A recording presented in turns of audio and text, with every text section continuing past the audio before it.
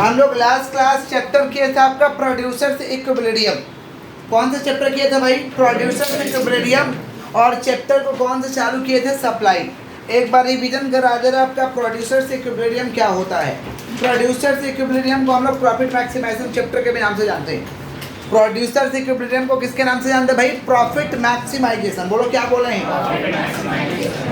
तो profit maximisation के दो कंडीशन था। फर्स्ट ऑर्डर कंडीशन क्या था? M R equal to M C. बोलो क्या बोले? फर्स्ट ऑर्डर कंडीशन क्या था भैया? M R equal to M C. और सेकेंड ऑर्डर कंडीशन क्या था? M C curve cut below from M R curve, जिसको इंटरसेक्ट भी बोलते हैं। M C curve intersect below from कौन सा कर्व? M R curve. या इसको हम कहते हैं M C curve is upward rising. M C curve is upward rising. लिखवाए थे ना upward rising. M C curve is कौन सा rising? Upward rising. M C curve ऊपर की तरफ हो रहा, ये सेकंड ऑर्डर कंडीशन है। या इंटरसेक्ट कर रही है, कौन सा ऑर्डर कंडीशन है? Second order. First order condition क्या? M R equal to M C. M R equal to shut down का मतलब होता है फॉर्म को बंद कर देना। फॉर्म को कब बंद करेंगे? जब एबीसी मिनिमम पॉइंट पे चला आएगा। एबीसी कौन सा पॉइंट पे आ जाएगा भाई? मिनिमम पॉइंट, मतलब एवरेज वेरिएबल कॉस्ट रिकवर नहीं हो रहा। शॉर्ट रन में तो हमें क्या करना चाहिए? फॉर्म को बंद कर देना चाहिए। समझ पा रहे हैं? इसको हम क्या कहेंगे? Shut down point. Long run में अगर एलएसी मिनिमम पॉइंट पे आ गया तो फॉर्म को क्या करना चाहिए? बंद कर देना चाहिए। नेक्स्ट चैप्टर हम लोग स्टार्ट किए थे, मुख्य रूप से यही सब क्वेश्चन आता है, उसमें एक मार्क का तो चैप्टर ही है। समझ रहे हैं? फर्स्ट ऑर्डर कंडीशन बता प्रॉफिट मैक्सिमाइजेशन का, M R equal to M C. Second order condition क्या था? M C curve is upward rising या M C curve is intersect below from M R curve. Below from shut down point, मैंने form को क्या कर देना? बंद कर देना। क्या करना? शॉर्ट रन में कब बंद करोगे? एबीसी कहाँ चला आया? Minimum point. कहाँ चला आया? Minimum point. अब कौन सा curve? ABC curve in the short run. और लॉन्ग रन में क्या आ गया? मिनिमम पॉइंट एलएसी पे चला आया। मिनिमम पॉइंट पे चला आया कौन सा? एलएसी। समझ पा रहे हैं क्या बोल रहे हैं? क्लियर है? नेक्स्ट चैप्टर हम लोग का सप्लाई। क्या था भाई? सप्लाई का मतलब पूर्ति कर देंगे। समझ पा रहे हैं? सप्लाई का हिंदी होता आपूर्ति, मैंने आइए पूर्ति कर देंगे। समझ पा रहे हैं? कैसे? फ्री में कि पैसा दीजिएगा तब? पैसा दीजिएगा तब। समझ पा रहे हैं? प्रत्येक दिन बाजार में कौन बैठता है? सेलर। कौन बैठता है? एक पर्टिकुलर प्राइस पे सामान को बेचता है। उसको उतना पैसा मिलेगा तो क्या करेगा? बेच देगा, सप्लाई कर देगा। इसको हम क्या कहते हैं? सप्लाई। सप्लाई का डेफिनेशन भी आप लोगों से याद करवाए थे कि supply is the amount of commodity. Supply is the amount of that seller is willing to sell. समझ पा रहे हैं क्या बोल रहे हैं? That seller will willing to sell in a market at a given price in a given period of time. At a given price in a given period of, इसको हम क्या कह रहे थे? सप्लाई। सप्लाई का मतलब होता है ऐसा अमाउंट ऑफ कमोडिटी जिसमें सेलर चाहता है कि हमें इतना पैसा इस समय में मिलेगा तो हम प्रोडक्ट को बेच देंगे। इसको हम कहते हैं सप्लाई। क्या कहते हैं? सैलरी में जाइएगा ना सामान खरीदने तो दिन में नॉर्मल रेट में बिकता है, रात में चले जाइएगा 10 बजे, 10:30 बजे, 11 बजे, उसको घर जाना रहता है तो लोग कम करके बेच देता है, तो समय अलग हो गया। वही सामान को वो दोपहर में या शाम को 20 रुपये केजी बेचा होगा तो घर जाते समय हो सकता है कि 15 करके बेचे, 10 करके बेचे, क्योंकि बेच देगा तो क्या होगा? हल्का हो जाएगा ना, फिर ले आना मुश्किल होता है। समझ पा रहे हैं क्या बोल रहे कि नहीं समझ पा रहे? और ख़राब होने का संभावना भी रहता है। वेजिटेबल्स वगैरह तो ख़राब होने का संभावना भी रहता है। तो किसका बात कर? सप्लाई। किसका बात कर रहे हैं? तो supply is the amount of commodity that seller will willing to sell in a market. समझ पा रहे? Sell in the market at a given price in a given period of time. किसका बात कर? सप्लाई। किसका? नेक्स्ट क्या था भैया? Law of supply. क्या था? लॉ ऑफ सप्लाई माने सप्लाई का नियम। सप्लाई का नियम क्या था? सप्लाई का नियम कहता है कि प्राइस ज़्यादा है तो सप्लाई भी ज़्यादा है, और प्राइस कम है तो सप्लाई भी कम है। मतलब सेम डायरेक्शन में मूवमेंट हो रहा है। समझ पा रहे हैं? या तो अपवर्ड हो रहा है या तो डाउनवर्ड हो रहा है। देख पा रहे हैं क्या बोल रहे हैं? प्राइस ज़्यादा है तो सप्लाई भी, प्राइस कम है तो सप्लाई भी कम है। कौन सा रिलेशन हो रहा है? Direct relation. कौन सा रिलेशन? एक कम होगा दूसरा ज़्यादा होगा, उसको कहते हैं इनडायरेक्ट। क्या कहते हैं? और ये जो हो रहा है ये डायरेक्शन, ये कौन सा हो रहा है भाई? Direct relation. कौन सा? Direct relation. तो लॉ ऑफ सप्लाई का डेफिनेशन क्या है? Law of supply is the relation between price and commodity.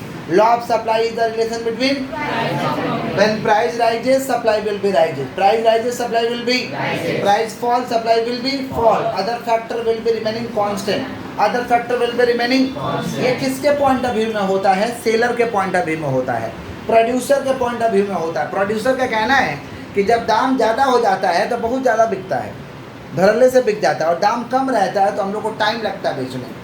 ये किसका कहना? प्रोड्यूसर का कहना है। समझ पा रहे हैं? किसका बात करें? Law of supply. बोलो क्या बोले हैं? लॉ ऑफ सप्लाई का आप लोगों को डायग्राम भी दिखाए थे। डायग्राम का तो बेसिक कंसेप्ट ये है, दो को डंडी टानना ही पड़ेगा, समझ रहे? ये टानना पड़ेगा, वाई ओ एक्स, ये बेसिक कंसेप्ट है। फिर क्या किए थे हम लोग का? ये सप्लाई अपवर्ड राइजिंग था, अपवर्ड स्लॉपिंग था। अब देखिए, प्राइस ज़्यादा है तो सप्लाई भी ज़्यादा है, प्राइस कम है तो सप्लाई भी कम है, थोड़ा और कम हो गया, थोड़ा और प्राइस कम हो गया, सप्लाई कम हो गया, ऐसे करके। किसका बात कर रहे भाई? Law of supply. बोलो क्या बोले हैं? लॉ ऑफ सप्लाई के एक्सेप्शन में कुछ नियम है जहाँ पे लॉ ऑफ सप्लाई का नियम लागू नहीं होता है। Exception to the law of supply, exception to the law of supply. Law of supply के कुछ अपवाद में नियम है जहाँ पे लॉ ऑफ सप्लाई का नियम लागू नहीं होगा। समझ पा रहे हैं? जहाँ पे लॉ ऑफ सप्लाई का नियम लागू नहीं होगा। बुक बंद कर दीजिए, बुक को खोलने का जरूरत नहीं है। एक तो बुक दे दो, बुक को खोलने का जरूरत नहीं है। समझ पा रहे हैं क्या बोल रहे हैं? बुक खोलोगे तो बुक में रह जाओगे। बुक में रहना कि दिमाग में रहना है? बोलो। हाँ तो दिमाग में रखो, ठीक है। चलो और टॉपिक पे आते हैं। किसका बात कर रहे हैं भाई? Exception to the law of supply. बोलो क्या बोले हैं? जहाँ पे लॉ ऑफ सप्लाई का नियम लागू होगा कि लागू नहीं होगा? लॉ ऑफ सप्लाई का नियम लागू नहीं होगा। कहाँ पे लॉ ऑफ सप्लाई का नियम नहीं लागू होगा? सुन लीजिएगा ध्यान से। Agricultural goods. बोलो क्या बोले हैं? एग्रीकल्चरल गुड्स, खाने पीने का चीज से मजाक नहीं। समझ पा रहे क्या बोल रहे हैं? एग्रीकल्चरल गुड्स, समझ पा रहे? एग्रीकल्चरल गुड्स पे लॉ ऑफ सप्लाई का नियम लागू नहीं होता है। किसका बात करें? Agricultural goods. किसका बात करें? एग्रीकल्चरल गुड्स माने खाने पीने वाला जो सामान खेती किया जाता है, उस सामान पे लॉ ऑफ सप्लाई का नियम लागू नहीं होता है। जैसा प्रोडक्शन होगा वैसा बिकेगा, जैसा प्रोडक्शन होगा वैसा बिकेगा। देख तो आलू का भी 4-5 रुपये केजी बिकने लगता है। कब? जब आलू का सीजन आता है। समझे क्या बोल रहे हैं? समझ रहे हैं? वही आलू का भी 40 रुपये केजी बिकने लगता है। क्यों? क्योंकि सीजन चला गया है। तो वहाँ पे लॉ ऑफ सप्लाई का नियम लागू नहीं होगा। जैसा समय होगा वैसा बिकेगा। खाने पीने वाला सामान पे तो ऐसे ही होता है। किसका बात करें? Agricultural goods. बोलो क्या बोले हैं? समझ पा रहे हैं क्या बोले कि नहीं समझ पा रहे? Perishable goods. पेरिसेबल गुड्स का मतलब होता है खराब होने वाला सामान। दूध, दही, मांस, मछली, अंडा, ये सब पे भी लागू नहीं होता है पेरिसेबल गुड्स। कौन सा? अब साग सब्जी अंडा पे सब क्या अप्लाई करोगे? साग सब्जी अंडा के दाम बढ़ा दोगे ना, सोचोगे दाम बढ़ाए तो सप्लाई भी बढ़ेगा, तो ये नियम लागू नहीं होगा। दाम बढ़ा दोगे कोई किन में नहीं करेगा, दाम बढ़ाएगा कोई किनेगा नहीं, सड़ जाएगा लेकिन कोई किनेगा नहीं, गड़बड़ हो जाएगा पूरा। किसका बात कर रहे भाई? Perishable goods. बोलो क्या बोले? तो लॉ ऑफ सप्लाई के क्या एक्सेप्शन है? क्या है एक्सेप्शन? मतलब जहाँ पे लॉ ऑफ सप्लाई का नियम लागू नहीं होगा। कहाँ नहीं लागू होगा भाई? Agricultural goods. कौन से बोलिए? और क्या? Perishable goods. कौन से बोलिए? समझ रहे क्या बोल रहे कि नहीं समझ रहे? Goods of auction. ऑक्शन में जाइएगा ना, बोली लगाइएगा। बोली ऑक्शन देखे हैं आप लोग? मूवी वगैरह में देखे होंगे, दाम लगाया जाता है 1 लाख 1 हथौड़ा पीट के। समझ पा रहे? 1 लाख 1, 1 लाख 2, 1 लाख 3 बार में फाइनल हो जाता है। समझ पा रहे हैं क्या बोल रहे हैं? और भी डिफरेंट टाइप्स के ऑक्शन होते हैं। कहीं पे हथौड़ा पीटने का जगह ही नहीं, खरा खरा ऑक्शन होगा, सभी लोग खड़े हैं, तो वहाँ कहाँ से हथौड़ा पीटेंगे? मुंह से बोला जाता है। समझ पा रहे हैं? 1 लाख 1, 1 लाख 2, 1 लाख 3। समझ पा रहे हैं? ऐसा करके बोला जाता है। किसका बात करें? Goods of auction. किसका बात कर रहे हैं? ऑक्शन में कितने जाओगे तो जो ज़्यादा बोली लगाएगा उसको मिलेगा, जो ज़्यादा बोली लगाएगा उसको क्या होगा? मिलेगा। समझ पा रहे? जो कम बोली लगाएगा उसको नहीं मिलेगा। किसका बात कर रहे? Goods of auction. बोलो क्या बोले हैं? Goods of auction. Goods of क्या बोलिए? ऑक्शन। समझ पा रहे? यहाँ पे लॉ ऑफ सप्लाई का नियम लागू नहीं होता है। समझ रहे हैं क्या बोल रहे हैं कि नहीं समझ रहे? बोलिए, आगे बढ़े हम लोग। In case of rare goods. Rare goods का मतलब होता है कि बहुत ही कम है वैसा गुड्स, जैसे गांधी जी का टूटा हुआ चश्मा। इन केस ऑफ वो कौन सा गुड्स है भाई? रेयर गुड्स का माने रेयर गुड्स या एंटीक गुड्स। रेयर गुड्स या कौन सा गुड्स बोलिए? Antique goods. ये सब जगहों पे लॉ ऑफ सप्लाई का नियम लागू नहीं होता। एंटीक गुड्स, एंटीक गुड्स माने एक ही पीस है। एंटीक गुड्स माने एक ही पीस है। समझ पा रहे? जैसे नीलामी किया जाता है, जैसे बीच में धोनी का बैट नीलामी हुआ था। समझ रहे क्या बोल रहे? गांधी जी का टूटा हुआ चश्मा का नीलामी हुआ था, तो विजय माल्या खर्च के लाया था 4000 करोड़ में, जो अभी भंवरा साबित है। समझ रहे क्या बोल रहे कि नहीं समझ रहे? 4000 करोड़ में से टूटा हुआ चश्मा लेके आया था। समझ रहे? किसका बात करें? इन केस ऑफ कौन सा गुड्स? रेयर गुड्स या कौन सा गुड्स भैया? Antique goods. कौन सा? ये सब जगह में लॉ ऑफ सप्लाई का नियम लागू नहीं होता। पहला क्या बताओ? पहला क्या है? पकड़ा क्या हुआ तुमको? पहला क्या? Agricultural goods. दूसरा, तीसरा गुड्स ऑफ ऑक्शन। चौथा रियल गुड्स या एंटी गुड्स, रियल गुड्स या, याद रहेगा लॉ ऑफ सप्लाई का एक्सेप्शन। कितना मार्क का चैप्टर है भाई? हाँ 2 मार्क्स और 1 मार्क्स का एक ठो रहेगा आपका एमसीक्यू। देखो तो कंटेंट देखो, कंटेंट देखो तो कितना मार्क का है। कोई एक ही जन देखो, पूरा भीड़ जाते हो इसके बाद। कितना नंबर चैप्टर है? कितना नंबर चैप्टर? 1 नंबर है ना, 2 मार्क का है। एक एमसीक्यू और एक एसएक्यू, 2 मार्क का है बाबा चैप्टर। एक तो एमसीक्यू रहेगा और एक तो क्या रहेगा? एसएक्यू। तो क्या बहुत लॉन्ग आंसर याद करना है कि शॉर्ट आपको याद रखना। समझे क्या बोले? अच्छे से सुनो, अच्छे सुनिएगा। सप्लाई भी 2 तरीका का होता है, इंडिविजुअल सप्लाई, मार्केट सप्लाई। बोलो क्या बोले? सप्लाई भी 2 तरीका का होता है, इंडिविजुअल सप्लाई, मार्केट सप्लाई। हम अकेला सेलर है, सेल करेंगे, इसको क्या कहेंगे? इंडिविजुअल। क्या कहेंगे? मान लीजिए आप सभी लोग सेलर है, सबका मिला दिए, क्या हो गया? Market supply. क्या हो गया? हम अकेला सेलर है, सेल कर रहे हैं, इसको क्या कहेंगे? Individual supply. क्या कहेंगे? आप सभी सेलर को मिला दिए, समझ पा रहे हैं? इसको क्या कहेंगे? Market supply. क्या कहेंगे हम लोग? सप्लाई 2 तरीका का होता है, चेंज इन क्वांटिटी सप्लाई और change in supply. Change in quantity supply और चेंज इन सप्लाई। बोलो क्या बोले? चेंज इन क्वांटिटी सप्लाई और चेंज इन सप्लाई। कितना तरीका का होता है? बोलो चेंज इन क्वांटिटी सप्लाई। बोलो क्या बोले? Change in quantity supply, quantity supply. Change in quantity supply का मतलब होता है same as law of supply. Same as law of, मतलब प्राइस ज्यादा है तो सप्लाई, प्राइस कम है तो सप्लाई कम है। ये कौन कहता है? Change in quantity supply. Change इन, नाम से तो पता चल रहा है कि चेंज इन क्वांटिटी सप्लाई मतलब क्वांटिटी में चेंज होगा, या तो ज़्यादा बिकेगा या तो कम बिकेगा। तो ज़्यादा कब बिकेगा? प्राइस ज़्यादा तो ज़्यादा बिकेगा, प्राइस कम तो कम बिकेगा। इसे क्या कहेंगे? Change in quantity supply. बोलो क्या बोले? और नेक्स्ट हम लोग का चेंज इन सप्लाई, जिसको हम कहते हैं शिफ्ट ऑफ सप्लाई कर। क्या कहते हैं भाई? तो चेंज इन क्या भाई? सप्लाई। चेंज इन सप्लाई जिसको हम कहेंगे चेंज इन, और चेंज इन सप्लाई को हम कहेंगे शिफ्ट इन सप्लाई कर। बोलो क्या बोले? शिफ्ट इन कौन सा कर? सप्लाई कर। शिफ्ट इन कौन सा कर? माने सप्लाई कर शिफ्ट हो गया। सप्लाई कर क्या हो गया? चेंज इन सप्लाई में क्या होता है? प्राइस स्थिर होता है। प्राइस क्या होता है? लेकिन कभी ज़्यादा बिक रहा, कभी कम बिक रहा। इसको हम कहते हैं चेंज इन सप्लाई। क्या कहते हैं? जैसे बचपन में पार्ले जी कितना रुपए में खाया था, आज कितना रुपए मिल रहा है? समझा? बचपन में खाया था 3, अभी कितना में खा रहा? 3। तो कभी बिक रहा, कभी नहीं बिक रहा, कभी ज़्यादा बिक रहा, कभी कम बिक रहा। बिक रहा है ना, इसको हम क्या कहते हैं? Change in supply. हाँ पैकेट छोटा कर दिया। Change in supply, change in, सुनो ध्यान से। तो चेंज इन सप्लाई माने price will be remaining constant, price will be remaining but supply will be change due to the determinants of supply, due to the determinants of supply. Change in supply में क्या लिखेंगे रे बाबा? Price will be remaining constant. बोलो क्या बोले? But supply will be change, but supply will be due to the determinants of supply, determinants of. जैसे बचपन में देखिए 5 रुपये में साबुन मिलता था, आज भी मिलता है। बचपन में 3 रुपये पार्ले जी मिलता था, आज भी मिलता है। 5 रुपये में बचपन में लेज खाते थे, आज भी 5 रुपये में लेज खा रहे हो ना। तो कभी ज़्यादा बिक रहा, कभी कम बिक रहा है। इसको हम कहते हैं चेंज इन सप्लाई, माना प्राइस स्थिर है बट सप्लाई चेंज हो जा रहा है। कभी ज़्यादा बिक रहा तो कभी कम बिक रहा है। समझ रहे क्या बोला कि नहीं समझ रहे? अच्छा ज़्यादा कम क्यों बिक रहा है? पार्ले जी का लोगों को टेस्ट अच्छा नहीं लगता है, या पैसा ज़्यादा हो गया तो लोगों को शर्म आता है पार्ले जी खाने में। ऐसा भी है, ऐसे लोग हैं। कितने लोगों को लगता है कि डॉगी बिस्कुट है, पार्ले जी खरीदने में भी डर लगता है। खरीदोगे बेटा 2 डॉग आ जाएगा, उसको लगा देगा। समझे क्या बोल रहे हैं? उसमें भी डर लगता है। इसका बात कर हम लोग चेंज इन सप्लाई, चेंज इन, समझ रहे क्या बोले कि नहीं समझ रहे? बट खाने वाले भी खाते हैं, ऐसा नहीं कि नहीं खाते। सुनो, तो चेंज इन सप्लाई या शिफ्ट इन कौन सा कर? सप्लाई कर। तो डेफिनेशन क्या लिखेंगे? Price will be remaining constant. बोलो क्या बोले?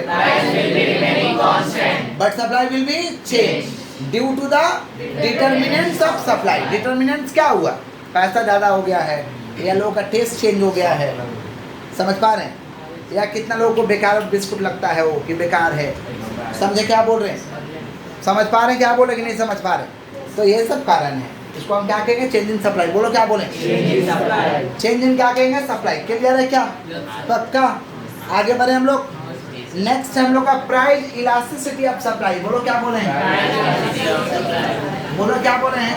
Price elasticity of supply. Price elasticity of, नाम से ही पता चल रहा है कि सप्लाई में परिवर्तन होगा प्राइस में परिवर्तन होने के कारण। सप्लाई चेंज होगा प्राइस चेंज होने के कारण। इसे क्या कहते हैं? Price elasticity of supply. बोलो क्या बोले? माने प्राइस इलास्टिसिटी ऑफ सप्लाई को अगर दिखाना चाहोगे ऐसे तो percentage change in quantity supply, percentage change in quantity supply divide by percentage change in price, divide by percentage change in, divide by percentage change in price. इसको क्या कहेंगे? Price elasticity of supply. दीदी लोग का क्या चल रहा है? क्लास रोक दिया जाए, आप लोग पहले बात कर लो। सुनो, किसका बात करें? Price elasticity of supply. बोलो क्या बोल रहे हैं? मतलब सप्लाई में चेंजेज आएगा प्राइस में चेंज होने के कारण। देखो लिखे हैं percentage change in quantity supply, supply में लिखे हैं percentage change in quantity supply divide by percentage change in क्या? Price. Percentage change in quantity supply divide by percentage change in price. इसको क्या कहते हैं? Price elasticity of supply. बोलो क्या बोल रहे हैं?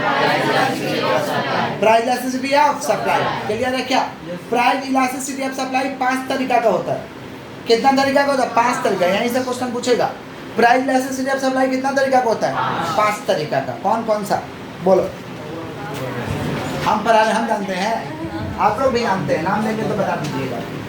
आप लोग भी जानते हैं क्योंकि आप लोग पढ़े हुए डिमांड में, इलास्टिसिटी ऑफ डिमांड में पढ़े हुए। सुनो ध्यान से, अच्छे से सुनो भाई। किसका बात करें? Types of price elasticity, types of price elasticity of supply. Short में कर देंगे types of price elasticity. Types of, तुम्हारे पास ये वो मोबाइल है तो छिपाओ।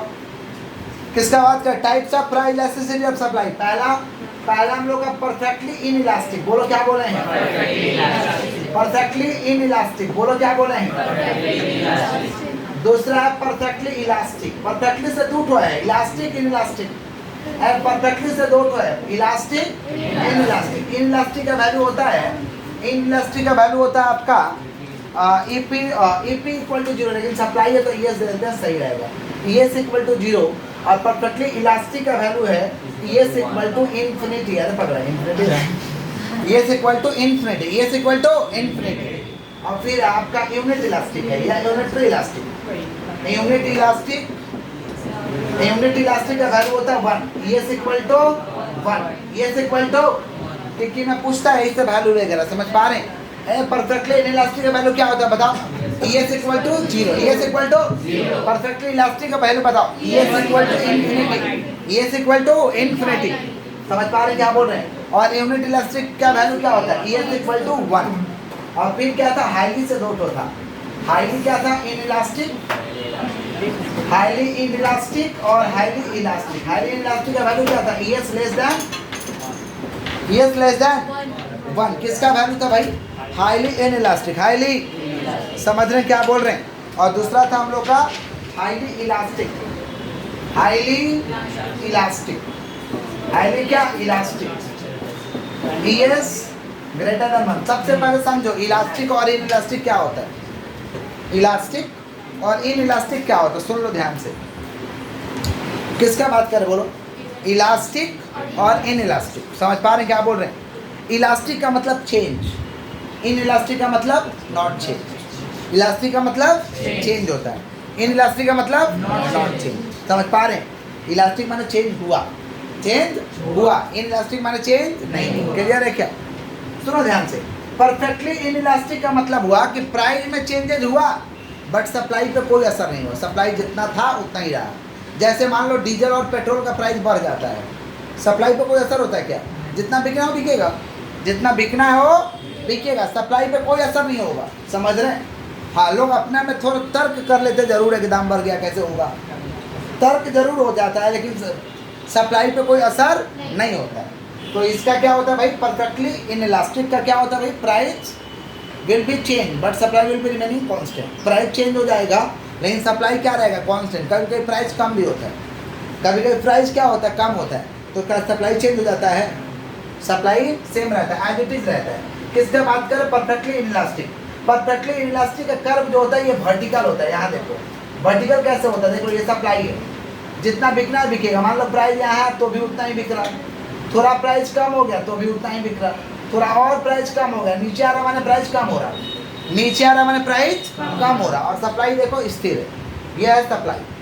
तो इसका कर्व कैसा होता है? वर्टिकल। कैसा कर्व होता है? वर्टिकल का मतलब जैसे हम खड़े हैं तो ये क्या वर्टिकल, सो जाएंगे तो हॉरिजॉन्टल, याद रहेगा। खड़े हैं तो माने खड़ा डंडी है तो, ये वाला डंडी है तो हॉरिजॉन्टल। समझ पा रहे हैं क्या बोल रहे हैं? ये क्या है वर्टिकल, ये क्या हॉरिजॉन्टल। समझ पा रहे हैं क्या बोल रहे हैं? क्लियर है? तो इसका सप्लाई कर्व कैसा होता है भाई? वर्टिकल। कैसे सप्लाई कर्व होता है? नाम पूछेगा कि परफेक्टली इनइलास्टिक का सप्लाई कर्व कैसा होता है, परफेक्टली इनइलास्टिक का सप्लाई कर्व कैसा होता है, क्या बताइएगा? वर्टिकल। क्या बताइएगा? टिक्की में लगा देंगे वर्टिकल। क्लियर है क्या? सुन रहा है तुम? आप सुन रहे हैं? नेक्स्ट है परफेक्टली इलास्टिक। बोलो क्या बोले? परफेक्टली इलास्टिक में क्या होता है? कभी कभी थोड़ा बहुत प्राइस में चेंज होता है, थोड़ा बहुत होता है, पूरा नहीं होता, थोड़ा बहुत प्राइस में चेंज होता है, लेकिन सप्लाई जितना होना रहता है उतना ही होगा। समझ पा रहे? माने सप्लाई आज़ाद हो जाता है, कभी कम हो जाएगा, कभी ज़्यादा हो जाएगा। समझ रहे? इसको हम क्या कहते हैं? Perfectly elastic. परफेक्टली, इसीलिए इसको कहते हैं ES equal to infinity. ES equal to, जैसे पार्ले जी क्या आज़ाद है, स्वतंत्र है, कभी ज़्यादा बिकेगा, कभी कम बिकेगा, नहीं बिकेगा, आज़ाद है। समझे क्या बोले? इसको हम कहते हैं परफेक्टली इलास्टिक। क्या कहते हैं? माने ES इक्वल टू इन्फिनिटी, क्या होगा कोई नहीं जानता। समझ गए क्या बोले? प्राइस थोड़ा चेंज भी हुआ तो अपना जितना होना है उतना होगा। आगे बढ़े हम लोग। नेक्स्ट है यूनिट इलास्टिक। बोलो क्या बोले? यूनिट इलास्टिक माने जितना से प्राइस चेंज उतना से ही सप्लाई चेंज, जितना से प्राइस चेंज उतना से ही सप्लाई चेंज। मान लो 10 से प्राइस में परिवर्तन हुआ तो सप्लाई में भी 10 से परिवर्तन होगा। वैल्यू कितना हुआ? 1। वैल्यू कितना हुआ? माने बराबर बराबर असर हो रहा है। माने percentage change in quantity supplied equal to the percentage change in price. Percentage change in quantity supplied equal to the percentage change in price. Percentage change in quantity supply equal to the percentage change in price. इसे हम क्या कहते हैं? Unit elastic. क्या कहते हैं? समझते जा रहे हैं कि बोलते जा रहे हैं? आगे बढ़े। नेक्स्ट हम लोग का क्या चीज? Highly in elastic. बोलो क्या बोले हैं? हाईली इन इलास्टिक का मतलब जितना से प्राइस चेंज उससे कम सप्लाई चेंज, जितना से प्राइस चेंज उससे कम सप्लाई चेंज। जैसे मान लो 10 से प्राइस चेंज हुआ तो सप्लाई 5 ही से चेंज हुआ। देखो वैल्यू कितना आ रहा है डिवाइड करके 0.5, माना 1 से भी कम आ रहा है, 1 से भी कम आ रहा है, 1 से वैल्यू कम आएगा। इसको क्या कहते हैं? Highly inelastic. हाईली, इसका वैल्यू होता है ES less than 1। ES less then, इसको लेस देन कहते हैं, इसको लेस देन, इसको ग्रेटर देन कहते हैं, इसको less than, greater than, less than. समझ गए क्या बोले? समझ रहे हैं क्या बोल रहे हैं? याद रहेगा। बचपन में सब लोग थोड़ा तगड़ा कर देते हैं, बोलते हैं इधर मुँह है तो लेस देन, इधर मुँह क्या है, लेस देन है, बस बात कर दो। नहीं समझा? वो लेस देन है, इधर है तो बस बात खत्म। ये ग्रेटर देन है, लेस देन है, बात खत्म। चलो, तो हाईली इलास्टिक क्या भाई? ES less than 1। ES less than 1। समझ गए क्या बोले? नेक्स्ट है हाईली इलास्टिक। हाईली इलास्टिक का वैल्यू क्या होता है? ES greater than 1। ES, ये साइन कौन सा साइन है? माना 1 से ज़्यादा, ये 1 से कम, ये 1 से ज़्यादा। माना जितना से प्राइस चेंज उससे ज़्यादा सप्लाई चेंज, जितना से प्राइस चेंज उससे ज़्यादा सप्लाई।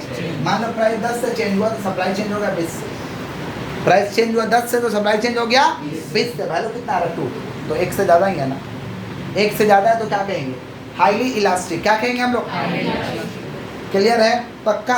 इजी याद रखने का तरीका है कि types of price elasticity of supply क्या? परफेक्टली से 2 है, इलास्टिक इन इलास्टिक। हाईली से 2 है, इन इलास्टिक इलास्टिक, और एक यूनिटरी। एक तो क्या है? यूनिटरी। क्या क्या पढ़ाया? पूछताछ कर ले। पहला ए प्रॉफिट मैक्सिमाइजेशन का फर्स्ट ऑर्डर कंडीशन क्या है? AMR equal to MC। AMR equal to second order condition क्या भाई? MC curve cut below from AMR curve, या MC curve is upward rising. MC curve is upward rising. समझ पा रहे क्या बोल रहे हैं? Shut down point short run में क्या है? Minimum point of ABC। Minimum point of long run में क्या है? Minimum point of LHC। Minimum point of, समझ में आ रहा क्या बोल रहे कि नहीं समझ में आ रहा? पक्का? नेक्स्ट चैप्टर स्टार्ट किया। सप्लाई का मतलब क्या होता है? Supply is the amount of commodity that seller willing to sell in a market at a given price at a given period of time. इसको हम क्या कहते हैं? Supply. Law of supply is the relation between price and commodity. Price rises, price fall, supply will be fall, other factor will be remaining constant, other factor will be remaining constant. Exception क्या था? Agricultural goods, perishable goods, option, antique goods. कौन सा? जहाँ पे law of supply का name लागू नहीं होगा। सप्लाई दो तरीका का था, कौन कौन सा? Individual supply, market supply. हम अकेला सप्लाई कर रहे हैं, कौन सी सप्लाई? सारे सेलर को मिला दो, उसको क्या कहेंगे? Market supply. अकेला का सप्लाई है इंडिविजुअल, सारे सेलर को मिला दो क्या है? Market supply.